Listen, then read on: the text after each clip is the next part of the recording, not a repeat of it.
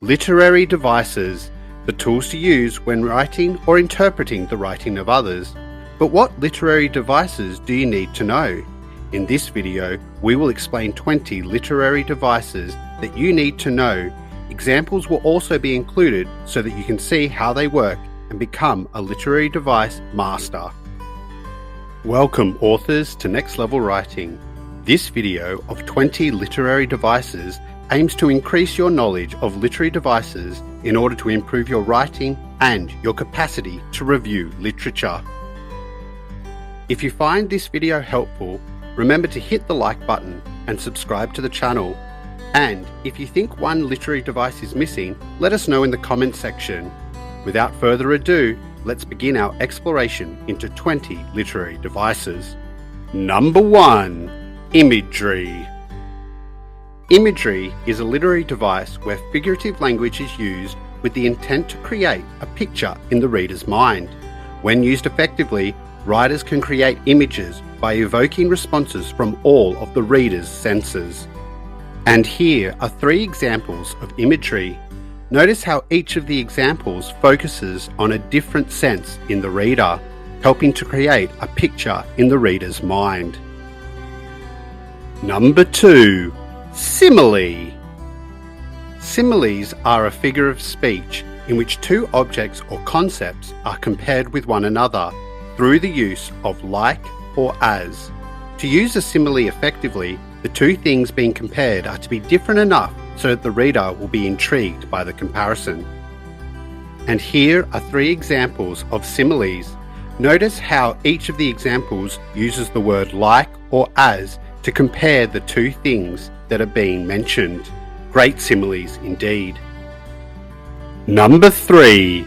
Metaphor. Metaphors are another figure of speech that makes a comparison between two non-similar things.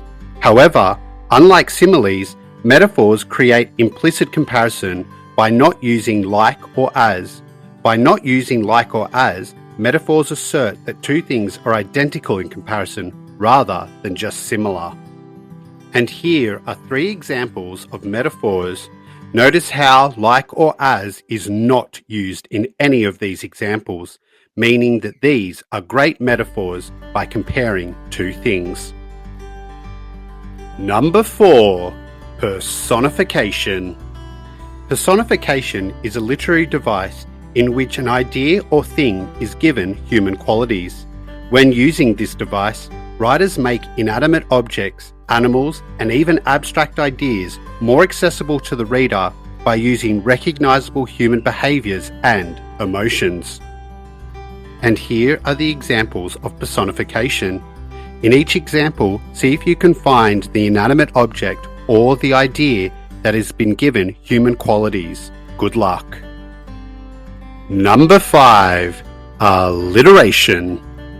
Alliteration is a literary device where repetition occurs of initial consonant sounds in 2 or more nearby words. Alliteration does not have to have a repetition of letters, but rather the repetition of the consonant sound at the beginning of the words. Here are the examples of alliteration.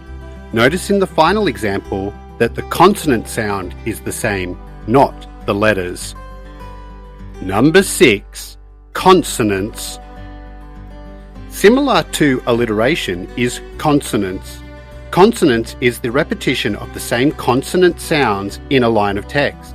The difference is that consonant sounds can appear at the beginning, middle, or end of words, and consonance is created when these words appear in quick succession. Here are the examples of consonance. Notice how for each example, the consonance occurs at a different part of the words, whether it's the beginning, the middle, or the end. Number 7. Irony. Irony is a literary device in which contradictory statements or situations reveal a reality that is unexpected. The effectiveness of irony depends on the reader's expectations or understanding of what should happen and what actually happens. And here are 3 examples of irony. Notice how for each of the examples, the thing that actually happens is rather unexpected due to the situation or background of each example. Number 8. Oxymoron. Oxymoron is a figure of speech where two words are opposing and/or contradictory. As a literary device, oxymoron can have the effect of creating an impression, enhancing a concept, or even entertaining the reader. And here are our oxymoron examples. Notice how for each example, the words really shouldn't be together, but for some reason they work and help entertain the reader and make the writing interesting. Number 9. Juxtaposition. Juxtaposition is a literary device that implies comparison or contrast. Writers create juxtaposition by placing two entities side by side so that the reader pictures the two entities and makes the comparison themselves. Here are the examples of juxtaposition. These examples are rather classic and have been seen in many different ways. I leave it up to you to come up with your own juxtaposition and how you could use it in your writing. Number 10. Paradox. A paradox is a statement that appears to be contradictory, but upon reflection makes a lot of sense. It is a literary device that encourages the reader to think more deeply in order to gain insight into a concept in a non-traditional way. And here are 3 examples of paradoxes. These examples have been probably heard before, but they still have quite the bite and can be used in many pieces of writing. Number 11. Cliché. A cliché is an expression that is worn out or overused. As a result, clichés fail to have the intended impact on the reader as the sayings have lost their original vitality, freshness, or significance. And here are 3 examples of clichés. You would have definitely heard these before, and when I say they've been overused, you will know what I'm talking about. Number 12. Adage. An adage is a short, pointed, and memorable saying based on facts. Famous adages become popular over an extended period of time and can become accepted as universal truths. Now to the adage examples. While you may think that some of these sound a bit cliched, adages are a bit different because of the use of strong figurative language. Number 13. Colloquialism. Colloquialisms are informal and conversational language unique to a specific language, geographical region, or historical era. They are extremely useful literary devices because they can provide personality and authenticity to characters.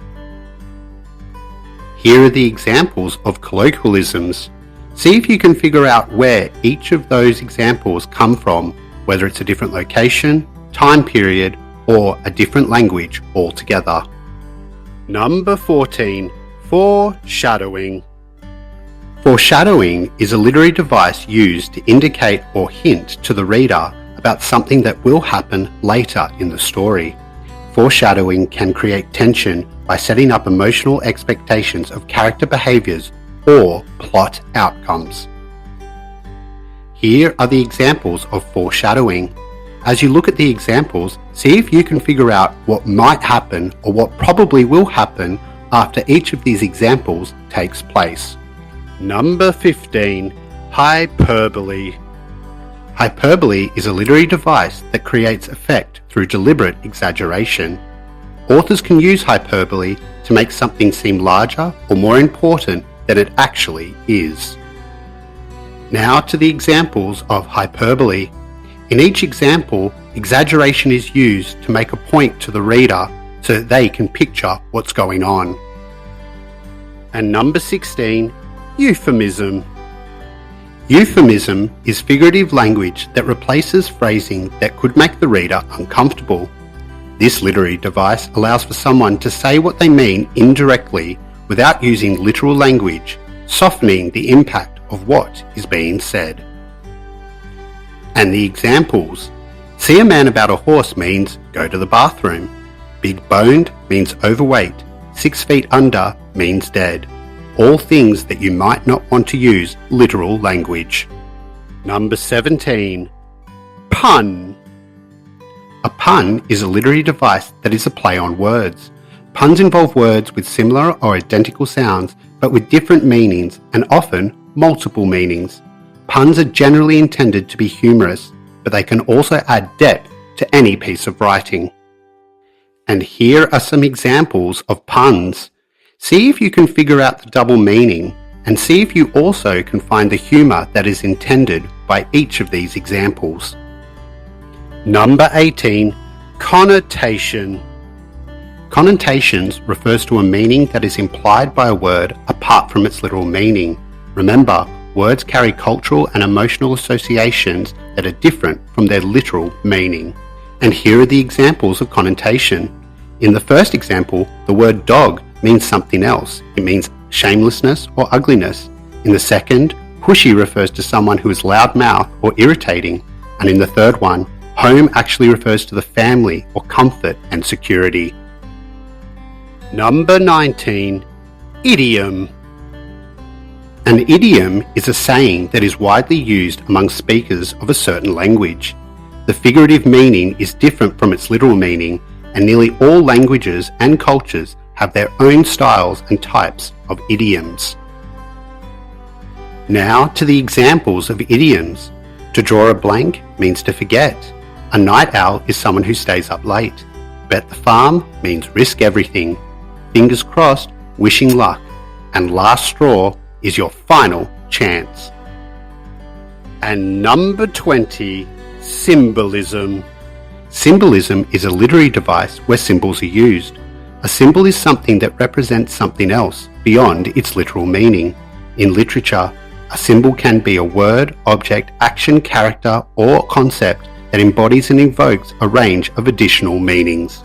Now to some common examples of symbolism. A red rose can often mean love, rainbow can often mean hope, and crossroads can mean a choice. And that, authors, is that. 20 literary devices for you to use in your writing or use to interpret other people's writing. Remember to like and subscribe and keep striving to take your writing to the next level.